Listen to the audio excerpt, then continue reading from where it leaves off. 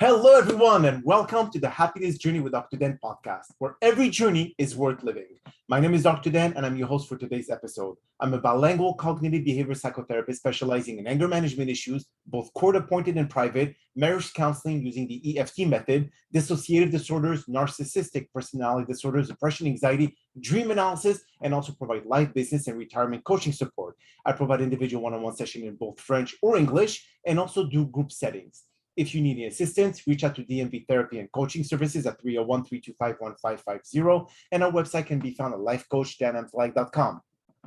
Today, I'm very excited to have for our seventh episode of season 12, a special guest and neonatologist, Susan Lenders.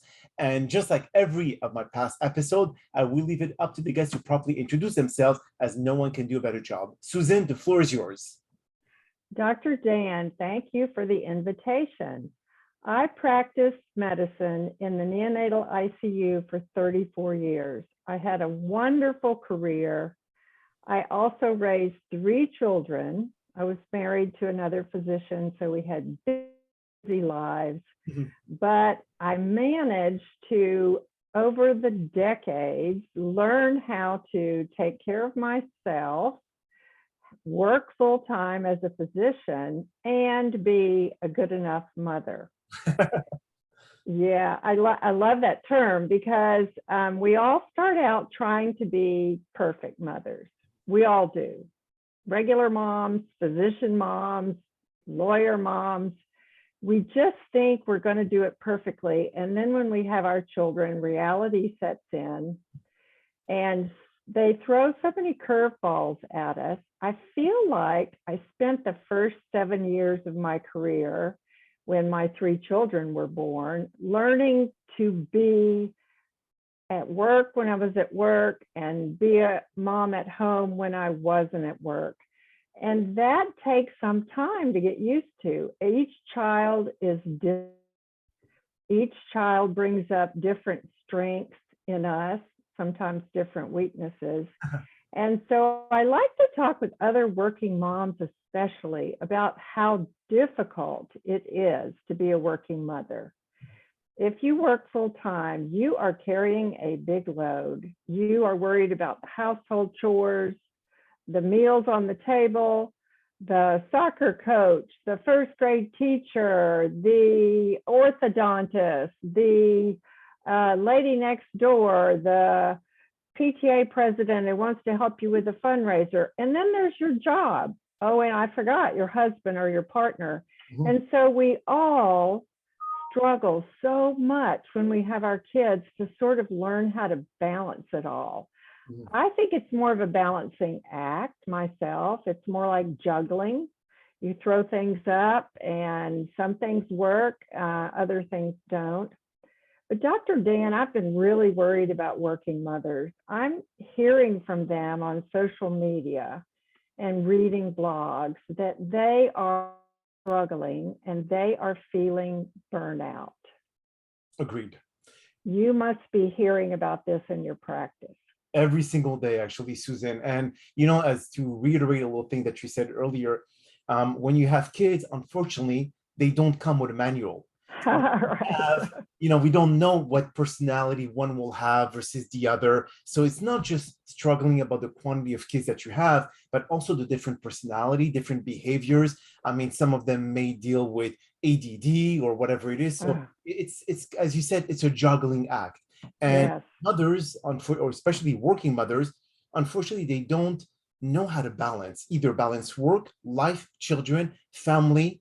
They don't know how to do all that. And sometimes when they do it, they end up burnt out, depressed, anxious, and all the mental illness issues come and kicks in.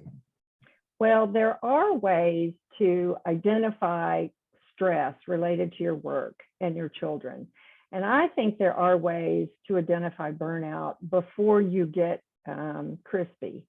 If you don't like your job, if you hate your manager, if a certain coworker drives you crazy, if things at work just fall apart and you're not there, and then you feel responsible, those are signs that you have work-related burnout.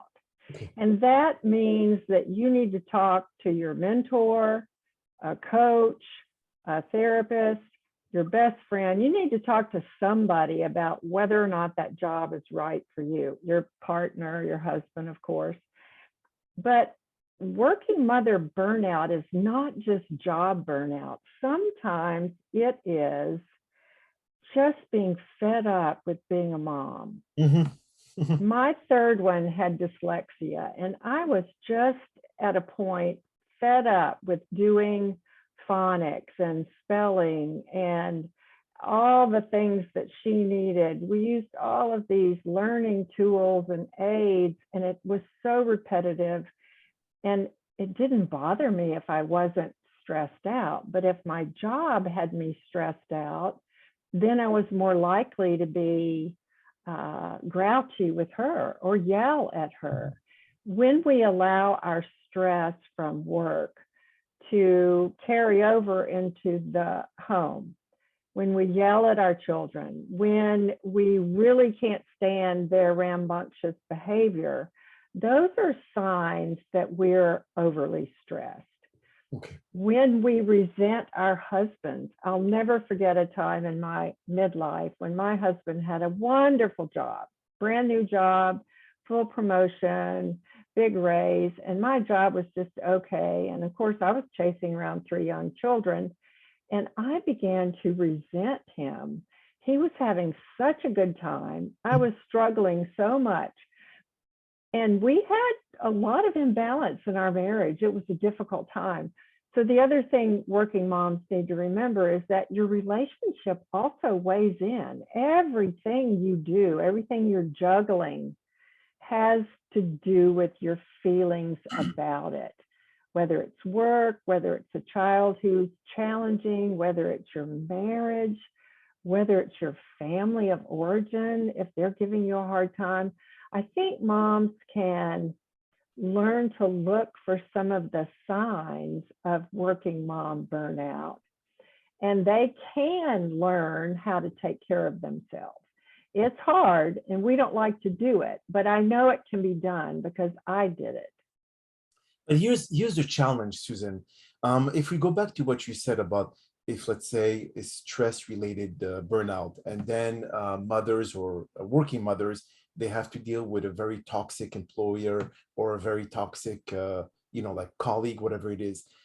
Some of them don't have really much the option to be able to just leave the job because they have a family to raise, or especially they're single mothers, which then the challenge is exacerbated because they don't have a partner to be able to help them with financially, that is. So in all of this, you have to kind of like include so many external factors that can contribute or accelerate the burnout stress factor, which is you don't really have much choice. And because you don't have much choices, then you overstress because there's no exit.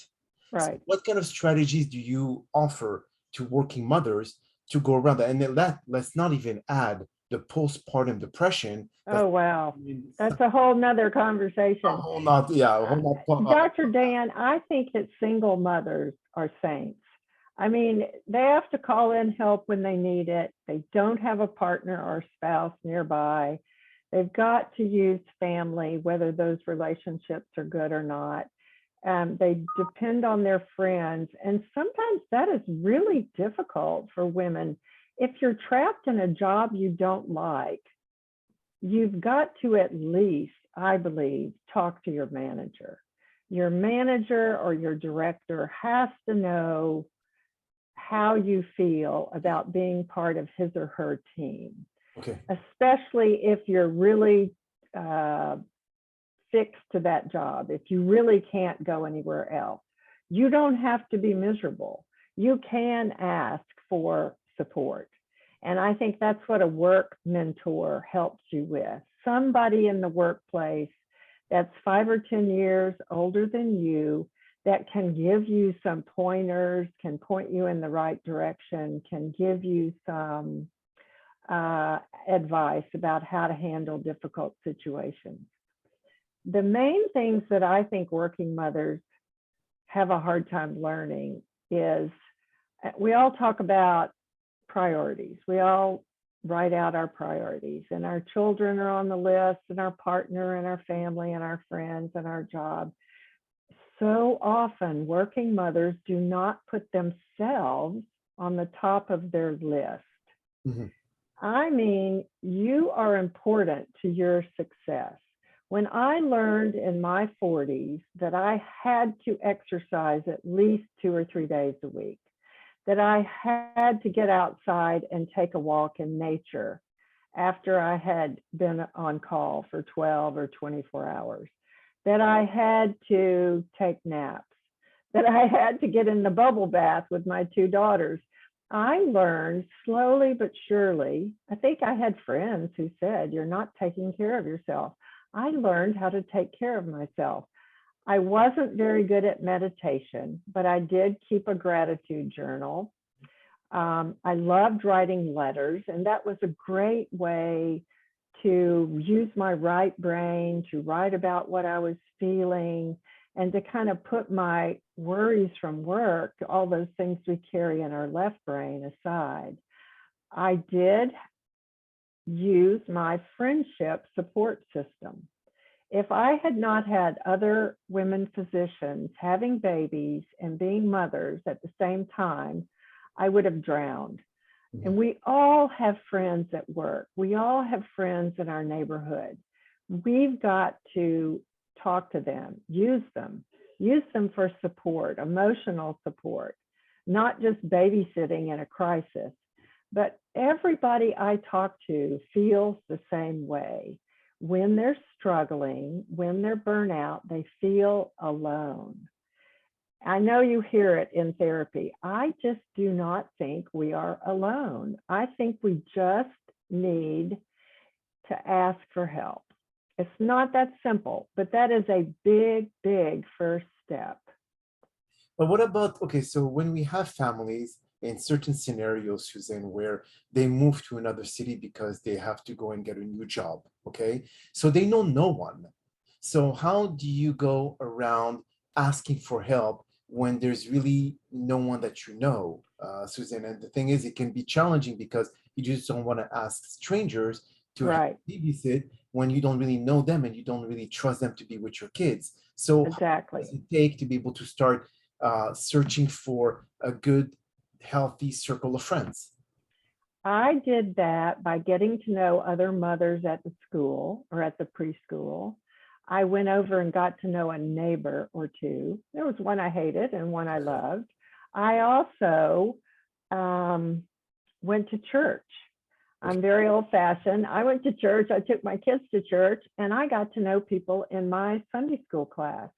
I had friends at work. So even if you're stuck at work, there's got to be somebody at work you can talk to. Okay. And if you live in any kind of neighborhood, whether it's an apartment house or the suburbs, there's somebody around that you can get to know. I think talking to other moms at school is a great way to get some support, ask some questions. Hey, what do you do about this? How did you handle that? I felt like some of the stay-at-home moms were perfect mothers, that I was always struggling and rushing to get to the school for events. And they were always there with their nails polished and their hair fixed. And I felt so ragged. And one of them I got to know, and actually she turned out to be just as ragged as me because we both overextended ourselves. She had way more free time than I did, but she filled it up with unnecessary volunteering and running the PTA and all this stuff at the school. And when we both cut back on some of our responsibilities and got to know each other, she was just like me. She just wanted to be a good enough mother. Okay, so now define, Susan, which may be a universal question. What is a good enough mother? I mean, your kids, when they're young, they don't judge you. They love you no matter what. It's unconditional. So it's not Right. based on what you offer them. It's based on how they get back to, or they show the love back to you. So when is the age or of the kids that you could consider yourself good mother or bad one, or no, basically indifferent one? I mean, there's so many different definition to it. I'm guilty of working way too much the first decade of my motherhood. Okay. And so I don't think I felt like a good enough mother until my kids were all elementary, middle school, and high school. My definition of a good enough mother is one who allows herself to work outside the home Mm-hmm. because she's fulfilled in her work. Okay. She may have to work, but she's fulfilled in her work. There's some worth to it, and that gives her satisfaction in herself. And she's also a mother. A good enough mother allows herself to miss some things. Okay. I missed some milestones. I missed a play at the school. And my kids would say, Mom, I really wish you could be there for everything. I'd say, honey, I'm sorry. I had a really sick baby that day and I couldn't show up. And I feel like when I explained to them what I was working on and that I couldn't get away, that they had some inkling of understanding. Okay. So a good enough mother gives herself a break. She allows herself to be gone some of the time to do what she wants to do or likes to do. And when she's home, she's a mother doing all the things that mothers do. And so it's an adjustment, learning to be a good enough mother. It's almost giving yourself a little grace, giving yourself a little forgiveness for not being perfect. That's what the definition felt like to me. And now my kids are all grown, they're all young adults, and I ask them about it, and they say, well, you weren't around very much, but you were around plenty, and we learned to be very independent. And when things were really tough, you were there. So their sense was that I could manage to be there for the most important things, but for not everything. But here's the psychological challenge, Susan, and tell me if I'm wrong or right. Nowadays, we see a lot of mothers either stay at home or not, overextend their kids with so many after-school activities such as soccer or music or piano lesson and all. So they deliberately put this upon themselves, the mothers that is, to be able to spread themselves so thin with their kids by smashing them with 1,000 activities after school. The kids are exhausted. When they're exhausted, they behave, like I would say, yes, Right? poorly. So that put additional stress on the mother. That puts additional stress on the couple. So it's like a bouncing back effect. It's It the is. cause and effect, and it's nonstop because it just wires back like a loop.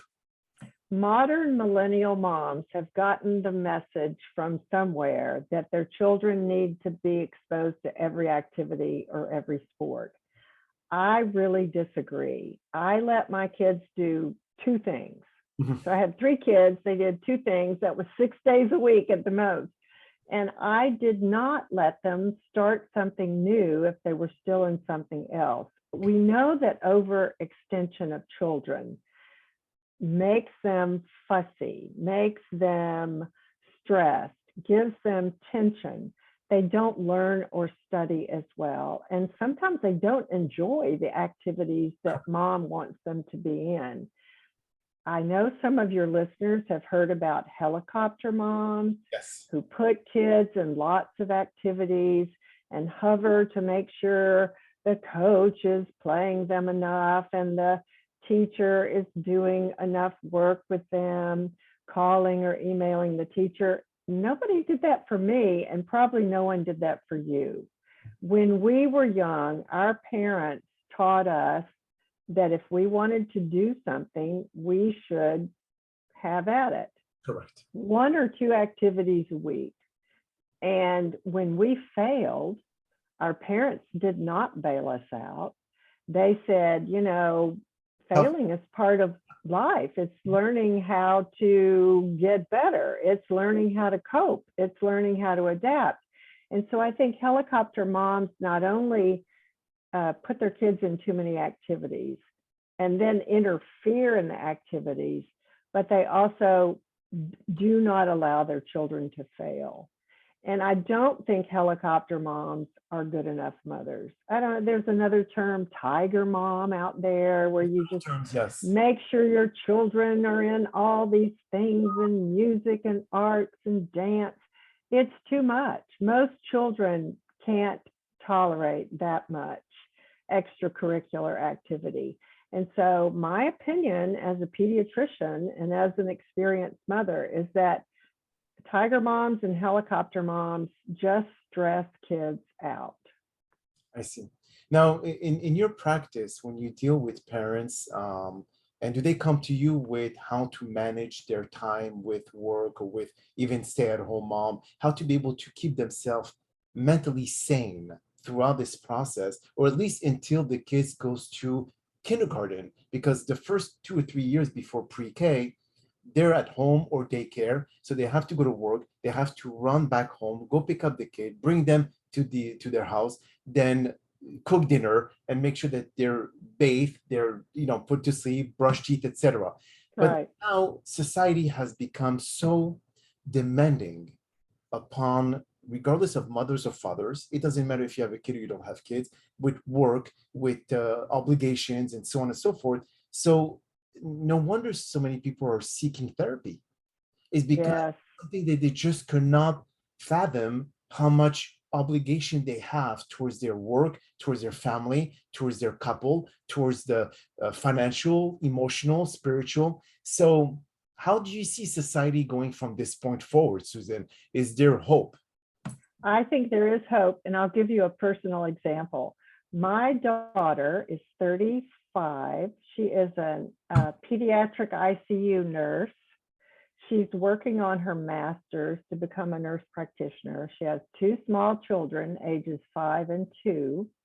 She's married to a wonderful husband and father. He works full time. And I was asking her the other day, how are things going? She said, Mom, I'm not managing. I said, well, tell me about it. She said, work is too much. The kids are fine. Joe's a great helper. I can't do my studies. And I just really feel like I'm getting overloaded. And I said, well, what are you going to do? And she said, I'm not going to stop my master's.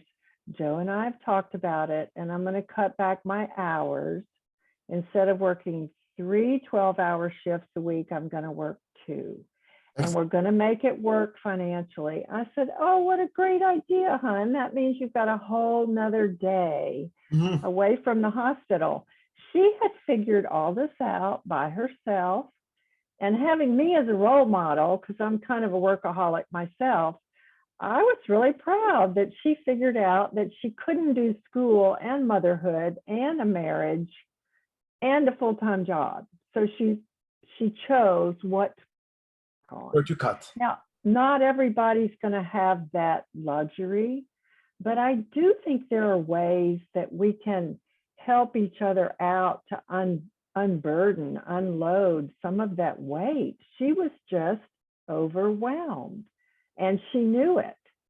And that made me feel wonderful that she knew that. She'd probably had talked to her friends. She's got lots of career mom friends. I think we have to support each other, talk to each other, ask each other at work, how are you doing? How's your kid? If a mom has an autistic kid at home, she has twice the work at home Absolutely. than a mom with normal kids. We need to talk to each other, ask each other how we're doing. Everybody does not need to be in therapy. Although, I'm a big proponent of therapy. I do like therapy. And I think women who are burnout would benefit from therapy. But my daughter is not in therapy, and she figured that out on her own with her husband. Well, that's amazing. But you know what? She had, as you said, a good role model. She's like mother, like daughter, right? Right.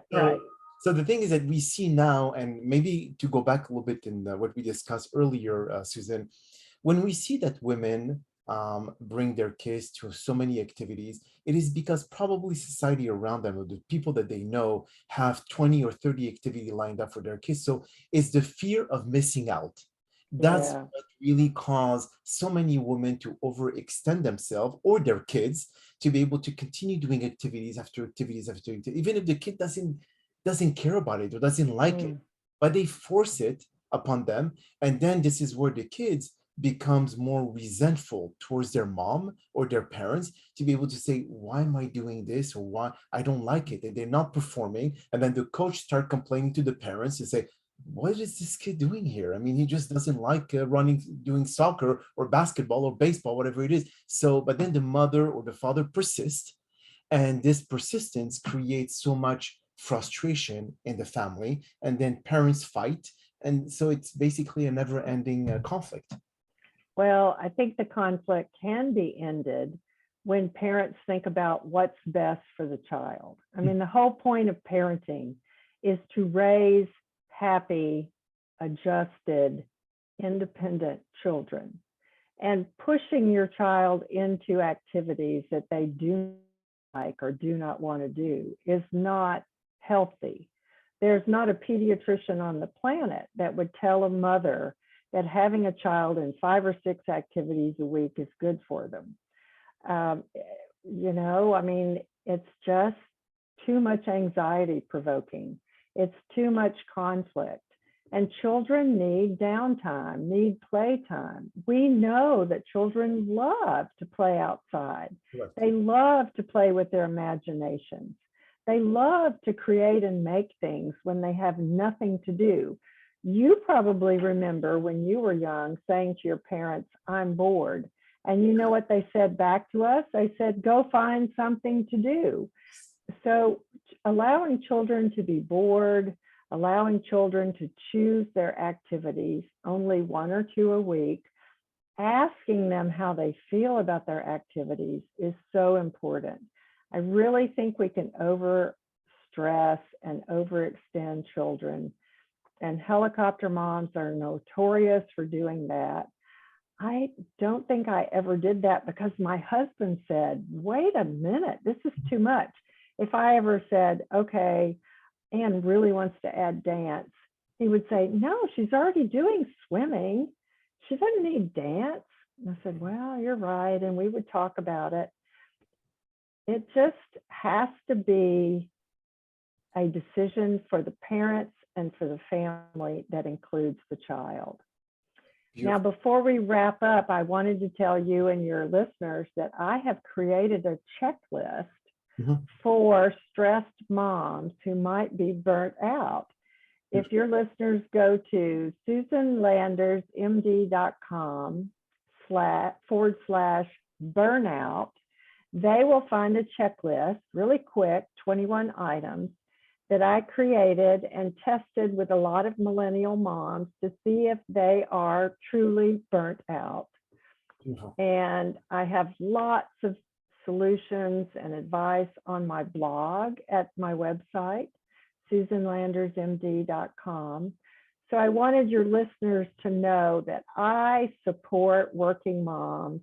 And what I want to do in my retirement is continue to talk about burnout in working moms and offer some solutions based on my personal experience. Beautiful. And I was actually about to ask you where can they find that form. So I'm going to add all your information into the description of the podcast so people can click directly and access that form that they can fill and determine if they're actually burning out. Now, on that note, Susan, that is all the time that we have for today's podcast. I really appreciate you taking the time out of your very busy schedule to join us. And thank you again for participating and inspiring our many listeners with your incredible story. Now, we hope that you've all enjoyed today's episode. And I'm also very excited about the many upcoming guests that we have scheduled for season 12 of the Happiness Journey podcast, filled with inspirational stories just like the one that you're listening to today. Now, here are some concluding words of wisdom.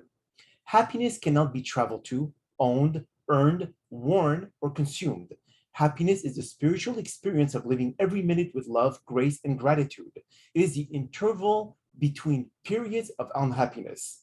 We tend to forget that happiness doesn't come as a result of getting something we don't have, but rather of recognizing and appreciating what we do have. So here's a question for all of our listeners. Who is the happier person? Is it the one who braved the storm of life and lived, or the one who stayed securely on shore and merely existed? The answer shall be found from within. My name is Dr. Ddanamzallag, and you may all keep pursuing your amazing journey in life.